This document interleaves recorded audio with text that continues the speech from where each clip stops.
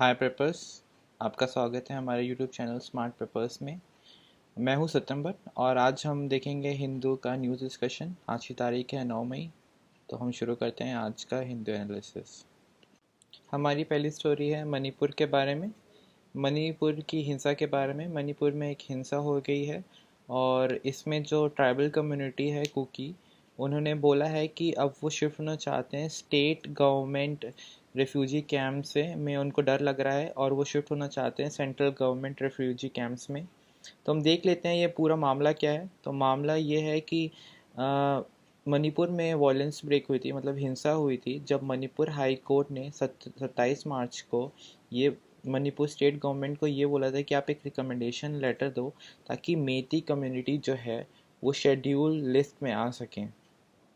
तो इस निर्णय का काफ़ी विरोध हुआ था, खासकर मेनली जो मणिपुर की डिफरेंट डिफरेंट एसटी कम्युनिटीज़ हैं उन्होंने इसका विरोध किया था, क्योंकि उनको लगता है कि उनको भी मौका मिलना चाहिए एसटी लिस्ट में आने के लिए। और इसी हिंसा को देखते हुए जो ट्राइबल ग्रुप्स हैं वो अपने आप को अब पुलिस कस्टडी और स्टेट गवर्नमेंट रिफ्यूजी कैंप्स में अपने आप को सुरक्षित नहीं महसूस कर रहे हैं और वो सेंट्रल गवर्नमेंट के रिफ्यूजी कैंप्स में आना चाहते हैं। तो इस पे सुप्रीम कोर्ट ने भी संज्ञान लिया है और बोला है कि ये जो पूरा मामला है ये बहुत ही ख़राब है और ये ह्यूमैनिटेरियन क्राइसिस है। और ये भी याद दिलाया है कि जो किसी भी कम्युनिटी को अगर शेड्यूल ट्राइब से शेड्यूल कास्ट में लाना है तो उसकी पावर जो है वो बस प्रेसिडेंट के पास है, ना कि हाई कोर्ट के पास, ना कि स्टेट गवर्नमेंट के पास। तो ये भी उन्होंने याद दिलाया है। और जब इस 27 मार्च के बाद मई 4 को जब वॉयलेंस ज़्यादा बढ़ गई थी तो सेंट्रल ने आर्टिकल 355 ऑफ द कॉन्स्टिट्यूशन भी लगाया था। आर्टिकल 355 ऑफ द कॉन्स्टिट्यूशन देख लेते हैं क्या होता है। इसके तहत सेंट्रल गवर्नमेंट या यूनियन के पास वो पावर है कि अगर किसी भी स्टेट में एक्सटर्नल एग्रेशन हो रहा है या इंटरनल डिस्टर्बेंस हो रहा है तो यूनियन ये कर सकता है कि उसमें इमरजेंसी लगा सकता है या तो प्रेसिडेंट रूल लगा सकता है जब तक कि उसकी स्थिति सही नहीं होती है। इससे मामले को बचाने का उनको मौका मिलता है और ताकि चीज़ें और ख़राब ना हों। और ये जो बेसिकली डिसीज़न है जो कि हाई कोर्ट का था उसको 34 एसटी ग्रुप्स मणिपुर मेनली उसको अपोज कर रहे हैं, जो कि 41% ऑफ द स्टेट पॉपुलेशन आते हैं। और उनका कहना ये है कि हमें भी मौका मिलना चाहिए इसके लिए। हमारी सेकेंड स्टोरी पे आ जाते हैं। हमारी सेकेंड स्टोरी है जो कि आज के एडिटोरियल में निकला है। इसमें बेसिकली क्रिटिसाइज़ किया गया है सेंट्रल की पॉलिसीज़ को और बोला गया है कि जो सेंट्रल अभी कर रही है चीज़ें कि अरुणाचल प्रदेश को या चाइना की इन्फ्लुएंस को रोकने के लिए वो काफ़ी नहीं है। अप्रैल अप्रैल 2023 में चाइना ने अरुणाचल प्रदेश के 11 रीजन्स को रीनेम किया था और उनको बोला था जेंग्राम और साउथ तिब्बत। ये पहली बार नहीं है जब चाइना ने ऐसा कुछ किया हुआ है। चाइना इससे पहले भी 3 बार कर चुका है और इंडिया ने उसका जवाब दिया था कि हम इसको आउटराइटली रिजेक्ट करते हैं, कि हम नहीं मानते ये नए नाम, क्योंकि अरुणाचल प्रदेश हमारा अभिन्न अंग है। तो इसमें ही इस ट्यूटोरियल में ये बोला गया है कि किस तरीके से हमको पहले की सीख लेने की कोशिश है और अच्छे से चाइना से डील करने की ज़रूरत। तो इन जो 11 रीजन्स अरुणाचल प्रदेश में जो रीनेम हुए थे उसमें से 5 माउंटेन रीजन्स थे, 2 पॉपुलेटेड एरियाज थे, 2 लैंड एरियाज थे और 2 रिवर्स थे। तो आ जाते हैं हम अपनी अगली स्टोरी पे। हमारी अगली स्टोरी भी एक एडिटोरियल है जो कि बताती है कि कैसे इंडिया यूज़ कर सकता है बुद्धिज़्म को एज अ सॉफ्ट पावर अपनी छवि बढ़ाने के लिए और टूरिज़्म बढ़ाने के लिए और लोग और देशों से रिश्ते अच्छे करने के लिए। आपको पता होगा कि इंडिया ने अभी 2 दिन की ग्लोबल बुद्धिस्ट काउंसिल रखी थी न्यू दिल्ली में, जो कि मिनिस्ट्री ऑफ कल्चर ने ऑर्गेनाइज़ किया था in collaboration with international Buddhist confederation. ये इसमें काफ़ी बुद्धिस्ट के लोग आए थे, माने जाने लोग, जिसमें दलाई लामा भी इंक्लूड थे। दलाई लामा की हमेशा चाइना इसमें इसलिए पार्टिसिपेट नहीं किया था क्योंकि दलाई लामा इसमें आए थे और चाइना हमेशा उनके विरोध में रहता है मोस्टली। तो इसमें प्रधानमंत्री नरेंद्र मोदी ने भी एड्रेस किया था काउंसिल और बोला था किस तरीके से बुद्धा की जो टीचिंग थी वो आज के ज़माने में भी यूज़ रखती हैं आज के रिश्ते सुधारने के लिए और आज की परेशानियों को जूझने के लिए भी यूज़ हो सकता है। और इस एडिटोरियल में ये भी बोला गया किस तरीके से बुद्धिज़्म को यूज़ करके इंडिया अपनी सॉफ्ट पावर को और कर सकता है और कंट्रीज़ में इन्फ्लुएंस कर सकता है। इससे हमारा जो है बुद्धिस्ट कंट्रीज़ जो हैं उनके साथ भी रिश्ता होगा, और इसके साथ साथ टूरिज़्म भी प्रमोट होगा बुद्धिस्ट कंट्रीज़ में। जो थीम था दिल्ली समिट का वो था responses to contemporary changes, philosophy to praxis. Praxis क्या होता है? प्रैक्सिस ये होता है कि किस प्रकार जो हम विपत्ति है उसको कैसे सॉल्व करें, इसका प्रैक्टिकल सॉल्यूशन क्या होता है उसको बोलते हैं। तो ये थीम बहुत इंपॉर्टेंट है। और आज अब हम देख लेते हैं, क्योंकि हम बुद्धिज़्म के बारे में बात करें तो बुद्धिज़्म कहाँ कहाँ फैला हुआ है। तो जो कंट्री सबसे अधिक बुद्धिस्ट जिसमें पॉपुलेशन है वो है चाइना। चाइना में approximately 18% of the population Buddhist की है। उनकी पूरी पॉपुलेशन में से approximately 80% of the population Buddhist की है, और चाइना में ही सबसे अधिक बुद्धिस्ट फॉलोअर्स भी हैं, followed by Thailand, Japan, Myanmar and Sri Lanka. ये इसी ऑर्डर में है, जिस ऑर्डर में दिया उसी में इनकी पॉपुलेशन डिक्रीज़ हो रही है। एशिया में almost 97% of the global Buddhist population है। और इंडिया के पास ये फ़ायदा है कि इंडिया के नॉर्थ नॉर्थ इंडिया में ही बुद्ध रिलीजन का जन्म हुआ था, और बुद्ध भी इसी के तरीके से माने जाते हैं। उनके मेन सारे पिलग्रिमेज सारे यहीं पे हैं। तो इसको काफ़ी अच्छे से इंडिया यूटिलाइज़ कर सकता है और टूरिज़्म प्रमोट कर सकता है। ये हो गई पिलग्रिम की बात। हम जा जाते हैं अपनी अगली कहानी पे।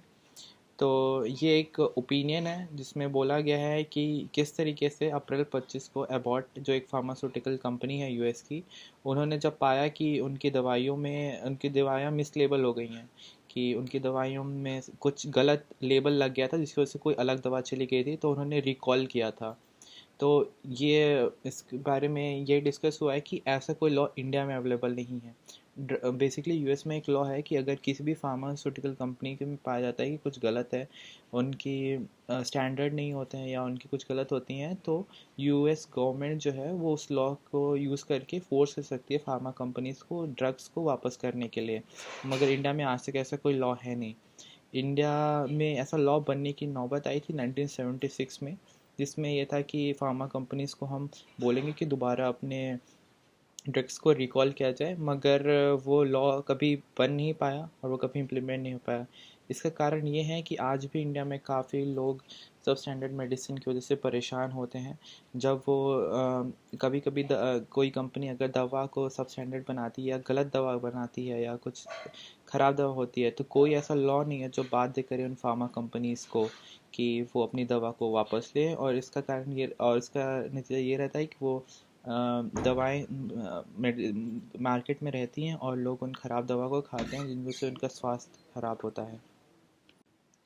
इंडिया में हर महीने दर्जनों ऐसी मेडिसिन हैं जो रैंडम टेस्टिंग में फ़ेल होती हैं और जो गवर्नमेंट रेगुलेशंस पे खरी नहीं बैठती हैं, मगर इसके बारे में भी हार्डली फार्मा कंपनी किसी को अवेयर कराती हैं या हार्डली हमारे जैसे पब्लिक लोगों को पता चलता है इसके बारे में। इसका रिज़ल्ट ये है कि लोगों को पता नहीं होता और लोग उसको यूज़ करते हैं। अगर ये ऐसा लॉज लेके आया जाए इंडिया में कि ड्रग रिकॉल का, तो इससे ये होगा कि कोई भी फेलियर होगा तो फार्मा कंपनीज़ को पब्लिक को अवेयर करना पड़ेगा, या तो उनको न्यूज़पेपर में या तो कहीं पे और पब्लिश करना पड़ेगा, जिससे लोग अवेयर होंगे कि हाँ इस कंपनी को फेलियर हो रहा है। और उन फेलियर्स को रोकने के लिए, अपनी रेपुटेशन को बचाने के लिए फार्मा कंपनी एक्सटेंसिव रिफॉर्म्स करेंगे अपनी क्वालिटी को इम्प्रूव करने के लिए, और जो ख़राब मेडिसिन है वो हमारे जैसे लोगों के पास नहीं आएगी। इंडिया में हर साल काफ़ी मौतें होती हैं और काफ़ी लोग हेल्थ हज़ार्ड से फेस करते हैं इसी वजह से, क्योंकि जो उनकी जो दवा है वो उस क्वालिटी की नहीं है और वो उस दवा को खाते हैं, और कंपनी जो है फार्मा वो भी उतना ध्यान नहीं देती है और लोगों को पता नहीं चलता है कि वो सब स्टैंडर्ड प्रोडक्ट है, तो वही ख़राब दवा लोग खाते हैं जिसकी वजह से उनको वेरियस हेल्थ हज़ार्ड्स होते हैं।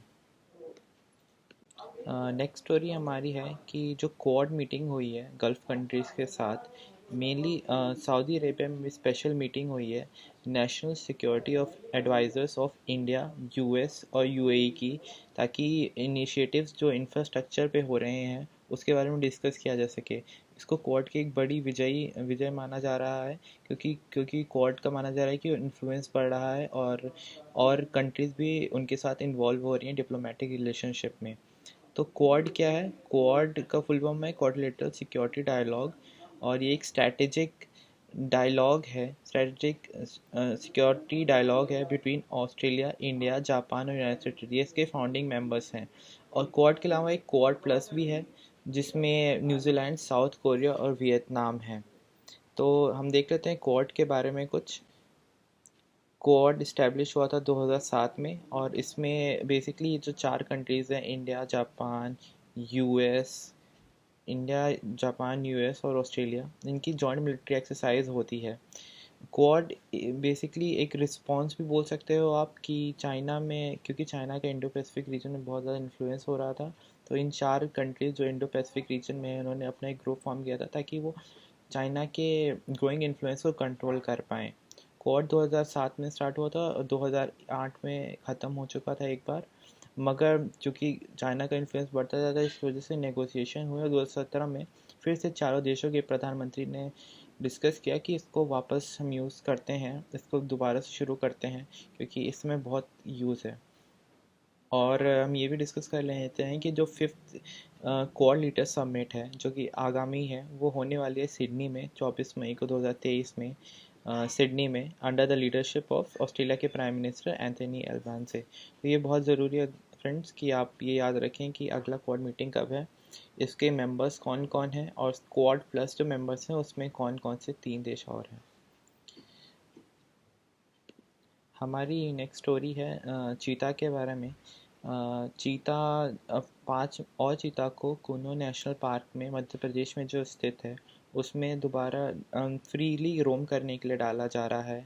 आपको पता होगा कि 20 चीता ऑलरेडी नामीबिया और साउथ अफ्रीका से लाए गए हैं as a part of introducing cheetah in India.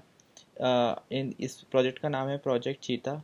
और इससे पहले भी 4 चीता ऑलरेडी कूनो नेशनल पार्क में वाइल्ड में घूमने के लिए भेजे जा चुके हैं।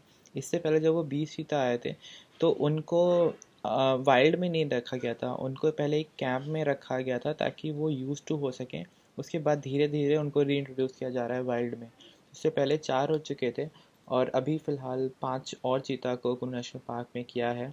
इसमें से एक चीता कूनो नेशनल पार्क से निकल करके उत्तर प्रदेश में भी जा चुका था, मगर उसको फिर स्टेरलाइज़ किया गया और वापस उसको लाया गया नेशनल पार्क में।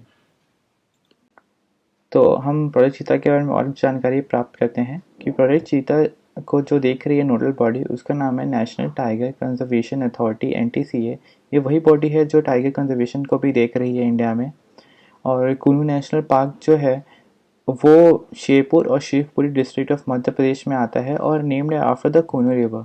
तो ये भी काफ़ी इंपॉर्टेंट क्वेश्चन है, क्योंकि यूपीएससी काफ़ी बार पूछ चुका है कि जो ये नेशनल पार्क है वो किस डिस्ट्रिक्ट में आता है। और चूंकि चीता इंट्रोड्यूस हुए कूनू नेशनल पार्क में, इसलिए बहुत इंपॉर्टेंट क्वेश्चन बन जाता है कि वो कूनू नेशनल पार्क किस डिस्ट्रिक्ट में आता है। तो ये भी आप याद रखिएगा। और जो लॉन्ग टर्म प्लान है प्रोजेक्ट चीता का, गवर्नमेंट क्या करना चाहती है, वो ये करना चाहती है कि इन वाइल्ड को धीरे धीरे इंट्रोड्यूस करना चाहती है इन चीता को, ताकि वो यूज टू हो इंडियन क्लाइमेट। नमीबिया और साउथ अफ्रीका से आए तो वहाँ का क्लाइमेट और वहाँ की सराउंडिंग डिफरेंट है, वो यहाँ पे उनको धीरे धीरे यूज करा के उनको वाइल्ड में करने का। इसलिए पहले उन्होंने 4 किया था, और अब वो धीरे धीरे 5 और कर रहे हैं, वाइल्ड में छोड़ रहे हैं ताकि वो यूज टू हो सकें।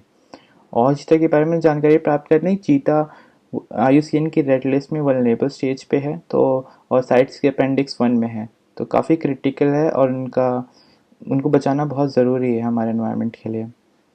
चीता की पॉपुलेशन के बारे में बात कर रहे थे। चीता की पॉपुलेशन मैक्सिमम है नमीबिया कंट्री में, ऑलमोस्ट 1/3 ऑफ द चीता पॉपुलेशन नमीबिया में भी है, नमीबिया में ही है, जो कि काफ़ी 1/10 से ज़्यादा है। तो गाइज़, ये था हमारा आज का हिंदू का न्यूज़ एनालिसिस। आशा करता हूँ कि आपको अच्छा लगा हो, आपको कुछ सीखने को मिला हो, और आपने जो भी क्वेरीज़ हैं या आपके जो भी फीडबैक हैं, प्लीज़ वो हमारे कमेंट बॉक्स में डालें।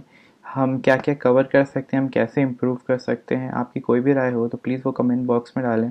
और अगर आपको इसका PDF चाहिए तो वो भी मैं अपलोड करूँगा। ये मैं अपने टेलीग्राम चैनल पर डाल रहा हूँ, जिसको आप इसके डिस्क्रिप्शन में जाके इसके लिंक पे क्लिक करके आप हमसे जुड़ के उस PDF को डाउनलोड कर सकते हैं। धन्यवाद दोस्तों, और शुभ दिन आपका।